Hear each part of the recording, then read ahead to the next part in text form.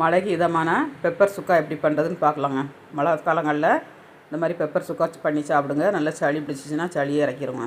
ரொம்ப நல்லது உடம்புக்கு. இந்த மாதிரி ட்ரை பண்ணுங்கள். இதுக்கு ஒரு மசாலா வறுத்து அரைச்சி பண்ண போகிறேன். கடாய் அடுப்பில் வச்சுட்டு 1.5 ஸ்பூன் மிளகு, ஒரு துண்டு பட்டை, லவங்கம் 2-3, அப்புறமா சோம்பு 1/2 ஸ்பூன், வரமிளகாய் எல்லாம் போட்டு நல்லா வறுத்து இந்த மசாலா வறுத்து அரைச்சி போடுங்க. ரொம்ப நல்லாயிருக்கும் சுக்கா. அதே கடாயில் 2-3 ஸ்பூன் எண்ணெய் ஆட் பண்ணிக்கோங்க. 1/2 ஸ்பூன் சோம்பு, கருவேப்பிலை, சின்ன வெங்காயம் ஒரு 100 வெங்காயங்க நீள சைஸில் கட் பண்ணி போட்டுக்கோங்க. இதை நல்லா ப்ரௌன் கலரில் ஆகுதுன்னு வதக்கிக்கணும். வதக்கிட்டு பெரிய தக்காளியாக ஒரு தக்காளி போட்டுருக்கேன். சின்ன தக்காளினா 2 போட்டுக்கோங்க. உப்பு போட்டு நல்லா வதக்கி எடுத்துக்கோங்க. நல்லா வதக்கியாச்சு. இஞ்சி பூண்டு பேஸ்ட்டு 1 ஸ்பூன் போட்டு அது நல்லா பச்சை வாடை பதத்தையும் ஃப்ரை பண்ணிவிட்டு நம்ம சிக்கனை ஆட் பண்ணிக்கணுங்க. 3/4 கிலோ சிக்கன் எடுத்துருக்கேன். இதை நல்லா ஃப்ரை பண்ணிக்கோங்க.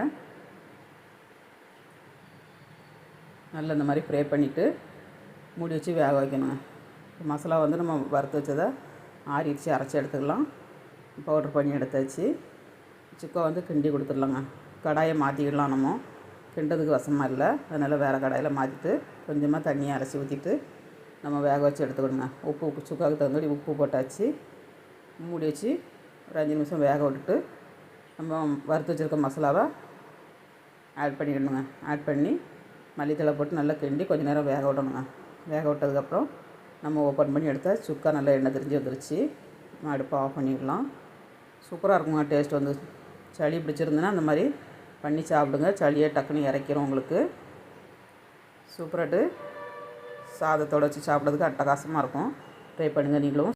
ஸ்டவ்வோடு சமைக்கும்போது அன்போடு சமைக்கணுங்க. அன்போடு சமைச்சிங்கன்னா சுமாராக இருக்க சுக்கா கூட சூப்பராக இருக்குங்க. வீடியோ பிடிச்சிருந்தா லைக்